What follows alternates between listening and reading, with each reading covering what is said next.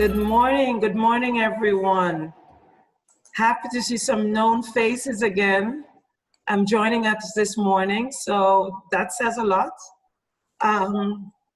Welcome to Aruba Post-Corona, the New Normal series of Zoom presentation. It will be followed with Q&A at the end. This series of Zoom presentation is hosted by the Center for Lifelong Learning here at the University of Aruba. And it is with great pleasure that I'm welcoming you to this second virtual meeting that we have. I have to say it takes a lot out of all of us going digital. I've heard many people say they're zoomed out already, but I still think it's nice that everyone is taking the time to be here present with me and our presenters today. Before we start, I would just like to give a quick reminder, so to please mute your microphone, as it could be a bit disturbing for the guest speaker once he starts speaking. So I would really appreciate if you can mute it. Questions, please send these through the chat box. These will be answered at the end of the presentation. So during the presentation, you can ask your questions already. I also want to say, use speaker view, because then you could really see our guest speaker in his best form. I think towards the end in the Q&A, you can use the thumbtails if you like. And lastly, I would just like to ask you to have patience with our internet connection, because we're all having difficulties with that here on the island. Should the connection fall out, just wait for it to reconnect. And if it does not reconnect automatically, please click on the link and join the conversation again. So having said that, I would like to go to our second topic of this series, which, as you might have seen from the invitation, it is based on the Donut Economic Framework from Kate Rawford. If you haven't looked at the video, I'd like to suggest that you do that, because it really gives you an understanding as to why these series of presentation and background. Our topic for today is creating a healthy indoor climate to meet post-corona safety requirements.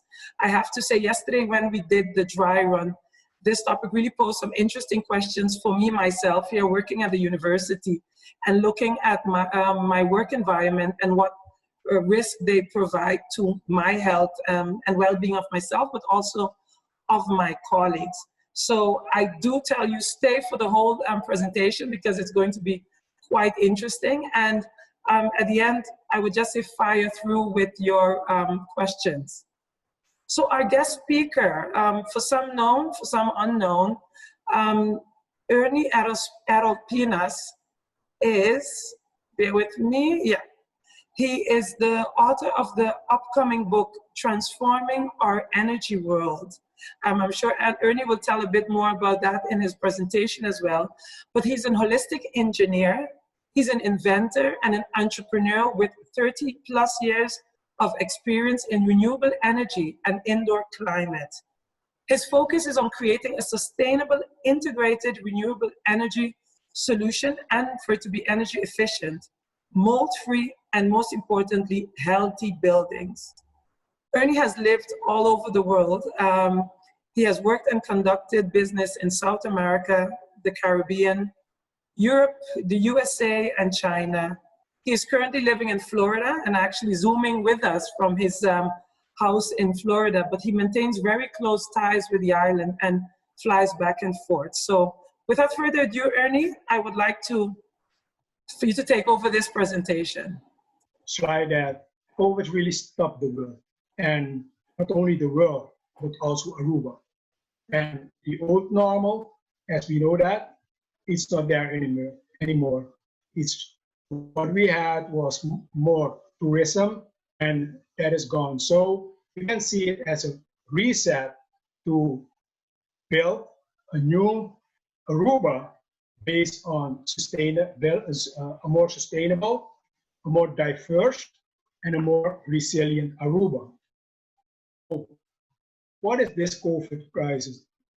Actually, it is a reset, an opportunity to make new choices to reframe the COVID crisis more as a huge opportunity to rebuild a more resilient and more diverse Aruba. Here we can, the question is, how are we going to do that? We're going to do that by thinking out of the box. No, actually, I take it a step further. We have to think without the box. That means no limitations, and it is a new playground. I want to ask you to just imagine two countries, the Netherlands, their history, and China, their history. And in my next presentation, I will not dive deep into those principles these countries use to get where they are now. Let's proceed now. What we need is to co-create a bold new vision, a bold new plan, and therefore we need bold new action to get where we want to be.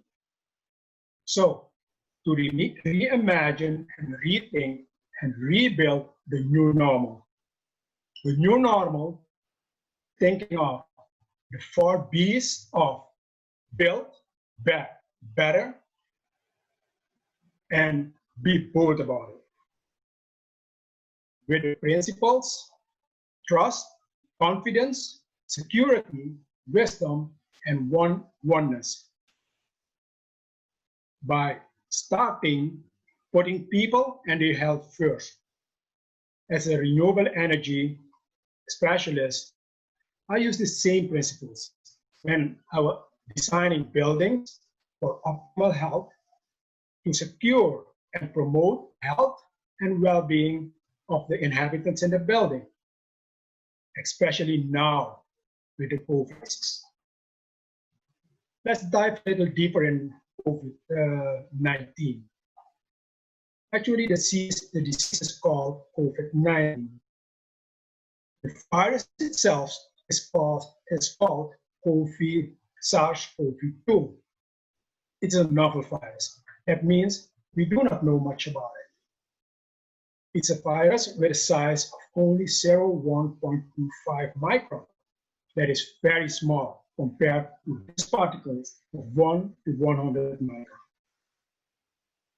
Studies have shown that the COVID-19 virus can remain airborne longer than we initially thought. And this has consequences for the way we design our buildings, our HVAC systems now, but also in the new normal. ASHRAE, the American Society of Refrigeration and Air Conditioning Engineers, has looked into that. For your information, ASHRAE is the organization in the world if you talk about heating, air conditioning, and ventilation. And I have been designing installations for more than 30 years based on their standards. Worldwide, they are known.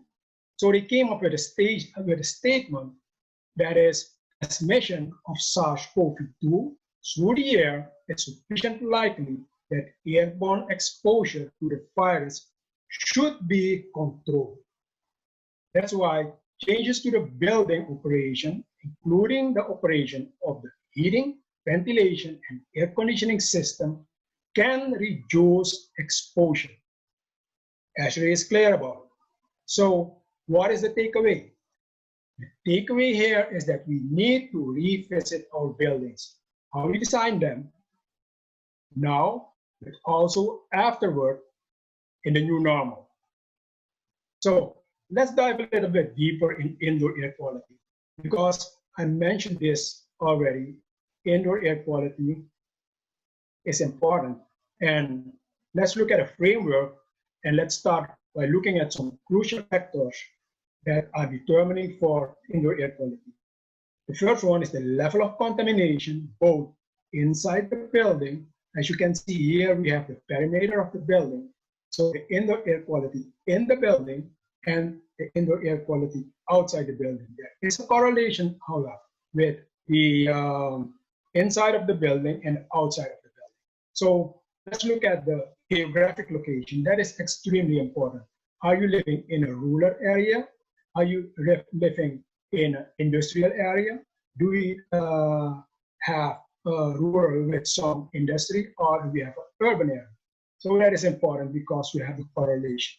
So another important thing is the type of building. Is it an office? Is it a home?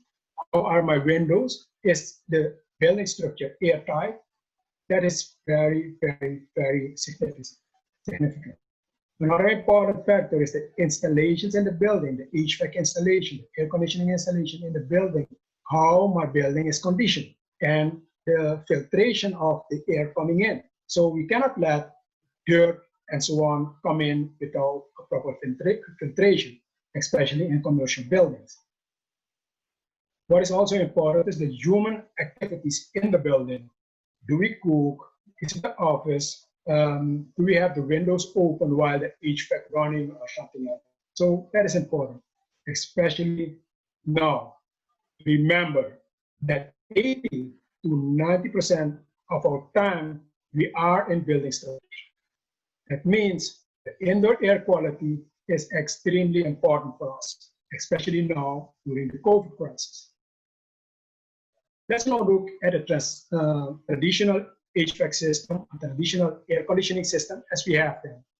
You should think, hey, this is not the air conditioning system, this is not a building. Yes, it is a process diagram as engineers using it, and use it also talk about the diagram. And here you can see that you have a traditional HVAC unit, an air conditioning unit that is circulating the air.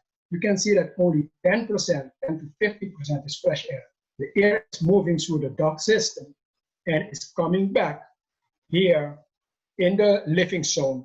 And you see that the air is moving through the living zone and is picking up contamination like carbon dioxide, dust particles, and VOCs, and also bacteria and viruses. As the air heats up, it starts to rise and is going back to the return.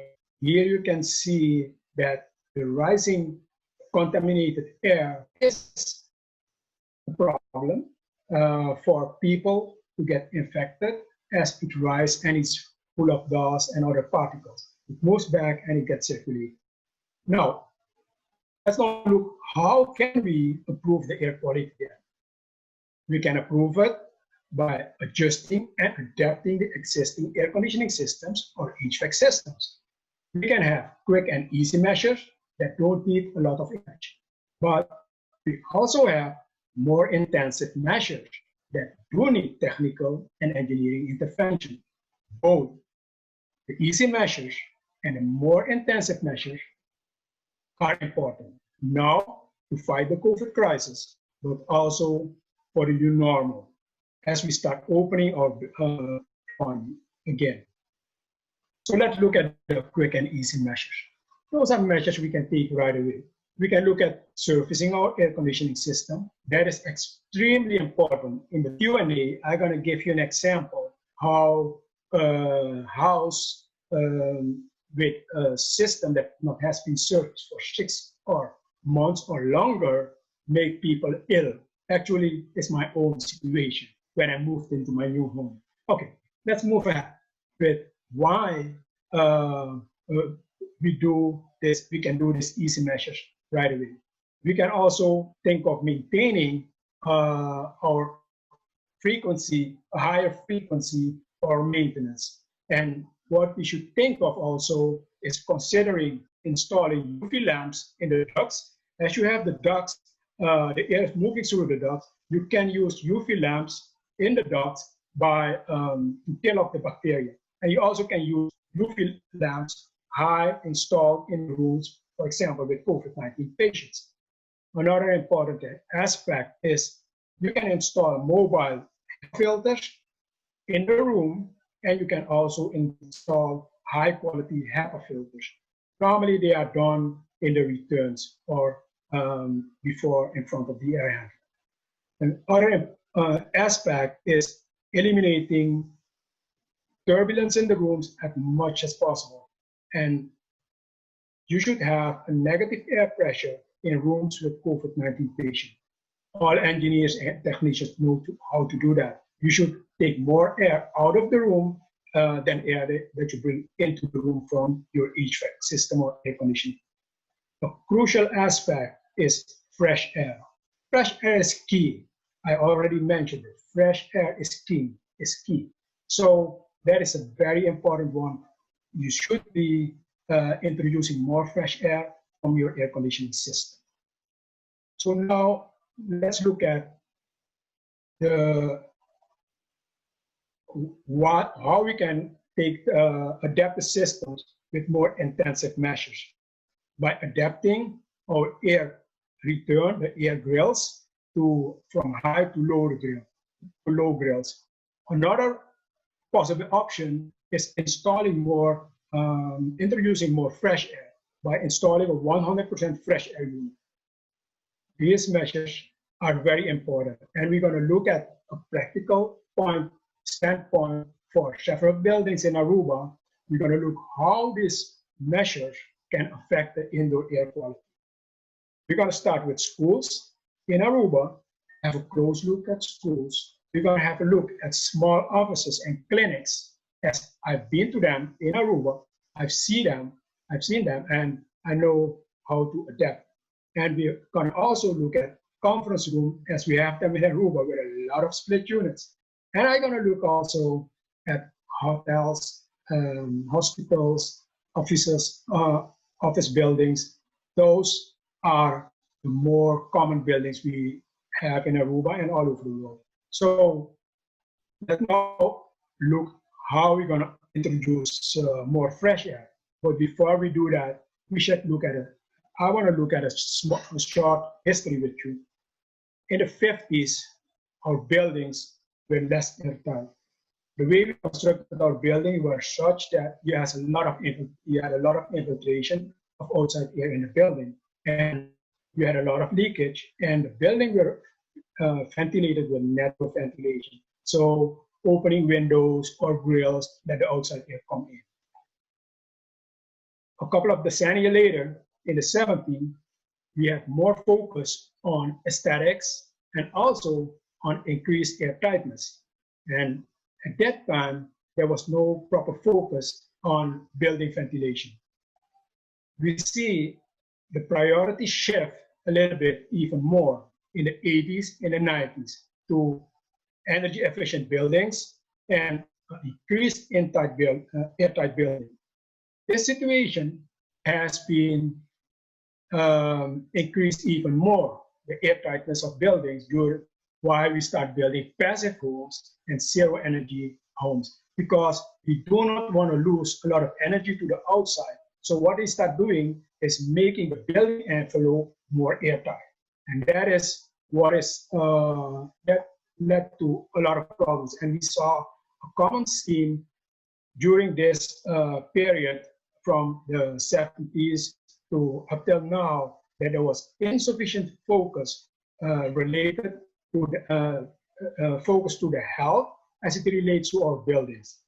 And the result was increasing amount of building-related illness, to call two of them asthma and allergies.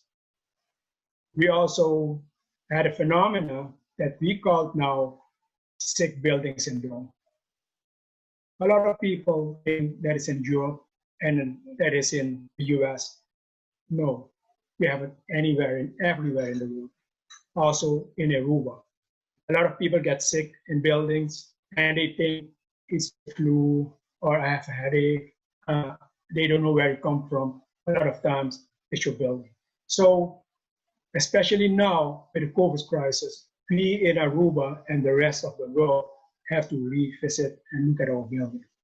So what is the important though of introducing sufficient fresh air? What is this fresh air doing for us? It's enhancing our indoor air quality and also the health of the people in the building. It's also diluting the polluted air in our building, and it's rid the building of pollutants. So it also increases the productivity of inhabitants in the building. And now, especially now, during the COVID crisis, it is very important to look at the fresh air and the amount of fresh air we let into our critical buildings. In my upcoming book, Transforming Our Energy World, I dedicated a special chapter to this topic. In that chapter, The Truth About Indoor Climate, I go in depth on how we can improve our indoor air quality and how we need to tackle this problem, because our HVAC system, we need them as a solution for our problems, our indoor air climate, but not as something that adds to the problem. In this chapter, I go in great detail and I share with you 30 years experience in HVAC. Let's proceed. Let me look at how do we introduce 100% more fresh air in our building. One of the answers is installing a 100% fresh air unit. I call this the Rolls Royce. Why? The 100% fresh air unit is bringing the air in, it's taking fresh air from the outside, it fills the air, and it brings fresh air in our building. This fresh air, this huge amount of fresh air, dilute the polluted air in the building. And as you can see, we have low returns. So what actually is happening? This air, when it drops down in the living zone, it moves through the living zone, it dilute the pollutant air in the living zone, and it picks up contaminants like VOCs, dust particles, viruses, bacteria, and so on, and it moves back to the return. Here you can see that the contaminated air is staying relatively low, and the risk for medical personnel and inhabitants is a lot lower. So for me, this is one of the most important installations, and you can see the air here is moving out. And this combined with the UV lamps I mentioned and with the HEPA filters, this is one of the ways to go for high-risk buildings. Let me now look at how the practical approach of adapting our installations in Aruba and also in the rest of the world, how it impacts our indoor climate. We're going to start by focusing on a school, a classroom with a split unit. Reason why I do that is because I've seen them, a lot of them in Curacao and in other islands, especially in tropical and subtropical area. They use this solution a lot. Okay, you can see we have 100% of fresh air recirculating. So the air from the unit is blown into the living space, the classroom, and it's recirculated back. As it's recirculated back, it picks up contaminants. As I mentioned, you have the fan coil unit, the inside and outside the condensing unit in the back. You can see that outside in the schools, and we can see that we have poor indoor quality because 100% of the air is recirculating, no fresh air, only a little bit of infiltrations through the rooms. So the result is a high potential risk. So a potential high risk. We can make it back. And now I have a smile on my face because as a renewable energy specialist, actually I should not be showing you this because you open your windows and you let air come in, air-conditioned air, moist air, and actually you think you should not be doing that. But that is one of the ways you can help solve the problem, mitigate the problem, because actually in the design phase, the engineer who had designed the people who has installed, probably not the engineer, the unit here should have been thought about fresh air in the first place. And as they do not have fresh air, one way you can open the windows a little bit. And we also have social distancing. You can see we have less children in the room. And what we can see is that the fan coil also still here and outside condensing unit. And what we can see is an improved indoor air quality based on the air coming in. So one side effect, one negative point is that this type of operation is prone to dust, as dust can come in through the slightly opened windows. And we have probably a potential shortage of capacity, although I think that this will balance with the amount of children in the room, because as we do the social distancing, you can see we have less children in the room, so the heating, the cooling capacity will be lower. The result of this approach is a reduced risk for transmitting of virus. Let's now step it aside further. Let's step the side up. And now I start smiling again, and because I'm going more to the direction of energy efficiency. And here you can see a fresh air unit. What this fresh air unit outside the building does, you can actually install them outside the building. And if you have a machine room in the building, you can install them in the machine room too. But this is outside the building as we have a classroom. So the duct from the fresh air unit is bringing fresh air into the room, into the classroom, and it's taking the fresh air back through this grill, going back to the unit and get exhaust. So what we see is an improved indoor air quality and also improved learning performances of those students, because they don't feel drowsy anymore, they don't feel sleepy, because they have enough fresh air. And what we also see is low or minimum air recirculation of contaminated air. It's obvious. The result is a minimum risk of transmitting a disease or other problem related with air. So let's now look at other type of building, a clinic or an office. You have them here in the US by hundreds of thousands. You have them in the Netherlands. You have them in Aruba, a lot of them. I saw a lot of those small buildings, office buildings, with a split unit that is only taking in 10 to 15% of fresh air. So what we see is that a lot of air is recirculating. And you have one air handler and a condenser unit outside, and you have a main supply duct, and you have also the branch duct and the grills, and the air is dropped into the living zone and is circulating. It's dropping, for example, here, the air is dropped in the office and is going back in the machine room. So the result is 85 to 90% of the air is recirculating, and that is actually not a good situation in certain cases. So you have a poor indoor air quality, and the result is a potential high risk depending on the type of the building. So what can we do? And yes, we can install a fresh air unit, and this fresh air unit brings in now fresh air in the technical room where we have our air handler, and the air handler is taking in the fresh air with some return air, and you get a lot more fresh air in the rooms. And now you get fresh air, you get contaminated air that is diluted very much and going back. So the risk of infection is not lower. You can see here that we have improved the quality.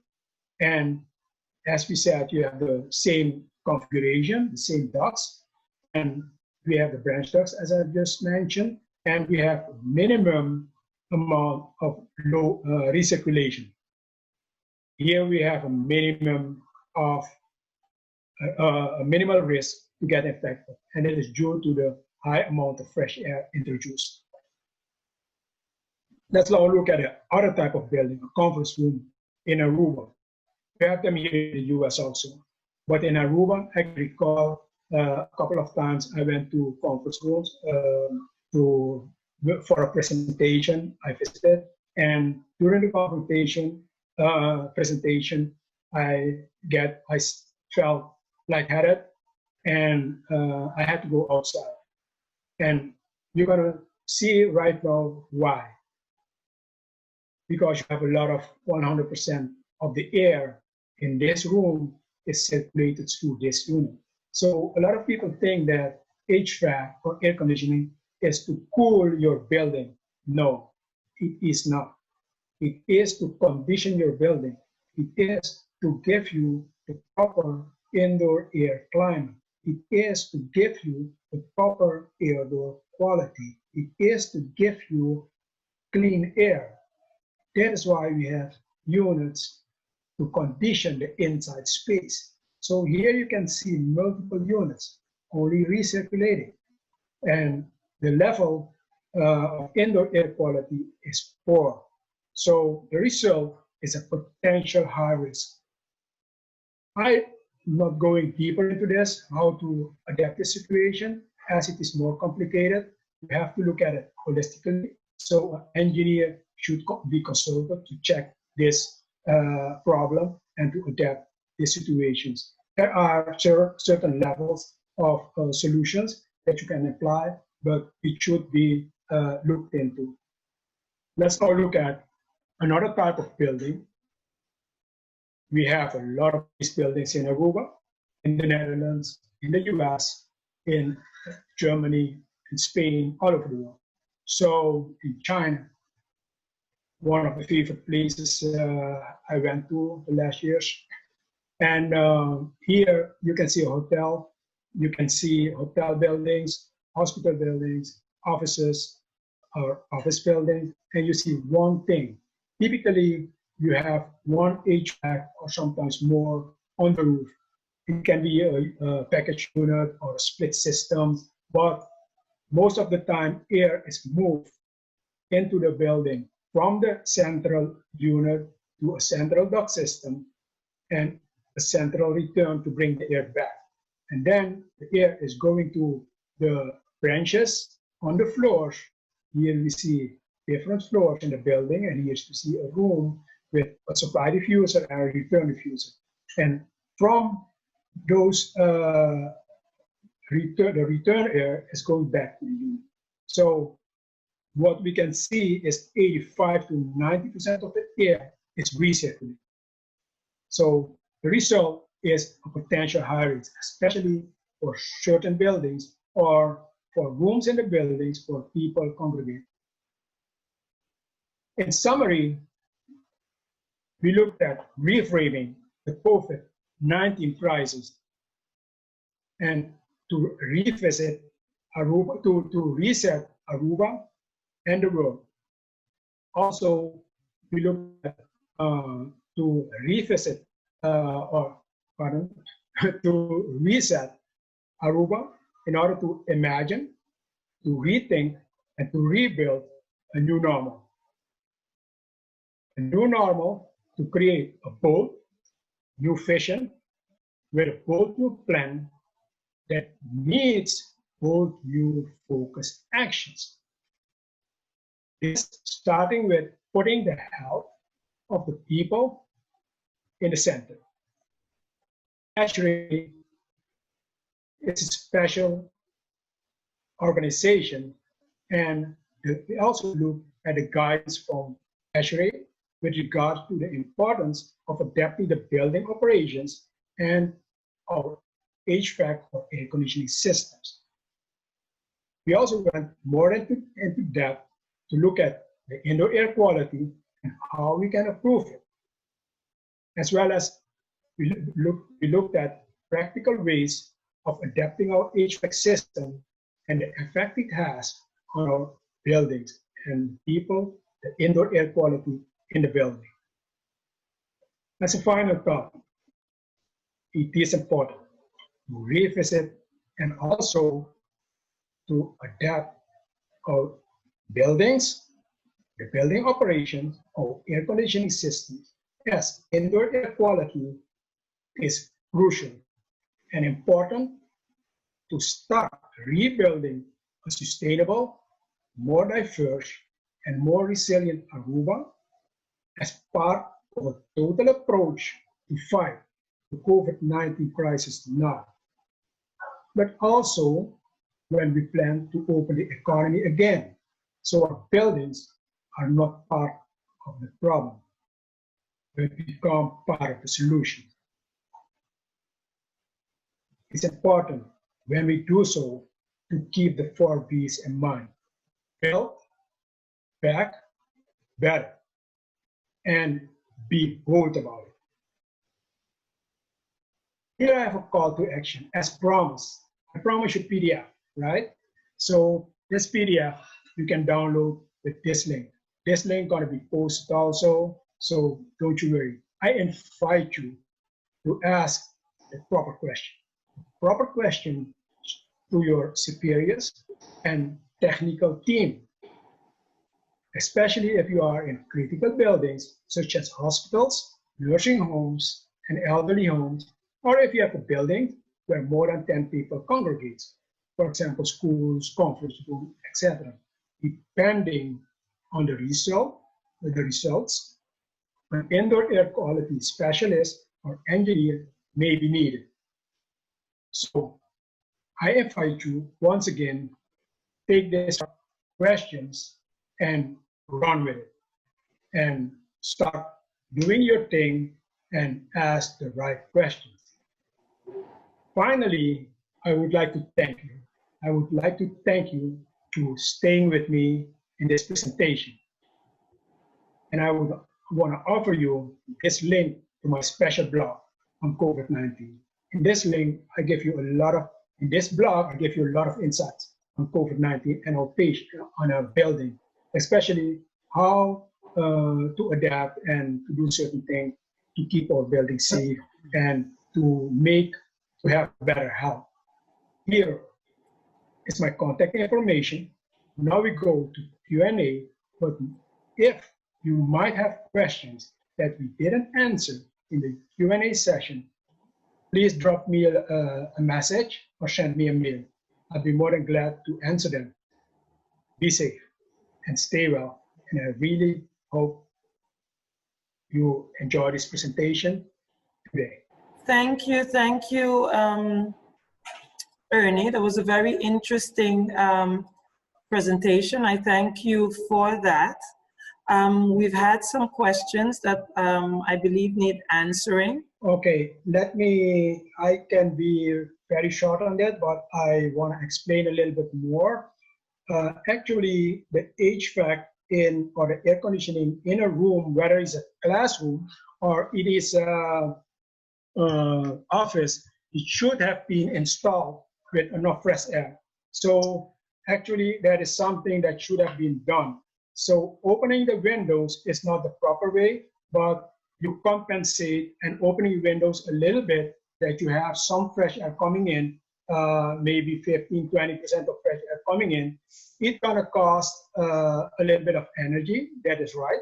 But now in this time, a lot of people don't want to invest a lot of money to put a fresh air unit. So that is one way to compensate for a mistake that has been made in the design process. Or a lot of times, there was not an engineer in the design phase. They buy a unit and install the unit in the school, so they didn't look at the proper ventilation. So it's the way to compensate it and to make the building a little bit healthier. But there are other solutions also. Introducing fresh air in the back of the air handler or fan coil unit. This is also an option.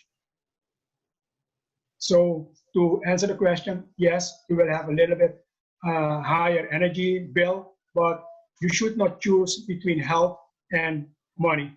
So for me, it's obvious. You should go for the health. There's another question. Yes? And that is, if the COVID-19 virus is so small, as you said, about 125 micron, yeah, how can one filter it out of the air, since filters can only filter out particles down to 3 micron? Well, I think that's a good question, a very good question. And let me first say that there are certain levels of filters. A lot of times on HVAC air conditioning unit, you have a filter that is not that high quality. But if we're talking about viruses, you should be having HEPA filters with U13, 14, 17. So that's a high filtration rate. And the NASA has done some studies that a good quality HEPA filter can filter down up to 0.01 micron. So actually, you need to use a holistic approach. There is no one size fit all. So you need to look at a holistic approach, filtering the air, but also you should look at using UV lamps, using a lot of fresh air, because fresh air is key. Indoor air quality is key. That's why I'm smiling now, because I feel the air already, the fresh air coming in. So you need a holistic approach. And to emphasize, you have good filters, and you can put them on your air handlers and also in your return coming back to you. Ernie, there's another question. The investment costs are very high to make changes in unit with more fresh air. How do you think, with our financial circumstance, we can arrange this? Okay, let me go back 10, 15 years. I can recall I've been making a lot of investment calculations for huge corporations in the Netherlands on just this topic, installing energy recovery units, heat pumps, and all those energy efficient things.